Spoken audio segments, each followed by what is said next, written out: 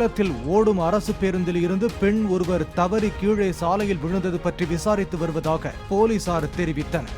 Salem junction நோக்கி சென்ற அந்த பேருந்தில் குமாரசாமிப்பட்டி நிறுத்தத்தில் அப்பெண் ஏறினார். படிக்கட்டில் ஏறிக்கொண்டிருந்த போதே ஓட்டுநர் பேருந்தை இயக்கியதால் அப்பெண் நிலை தடுமாறி கீழே விழுந்தார். அப்போது பேருந்தை இடது பக்கம் ஓவர்டேக் செய்த இருசக்கர வாகனம் அவர் மீது மோதியது.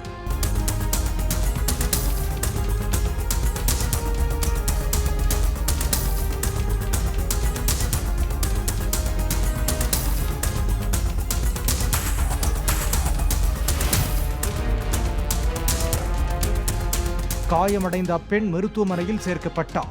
பேருந்தில் தானியங்கி கதவுகள் பொருத்தப்பட்டுள்ள நிலையில் அதனை மூடியிருந்தால் விபத்து நேரிட்டிருக்காது என நேரில் பார்த்தவர்கள் தெரிவித்தனர்.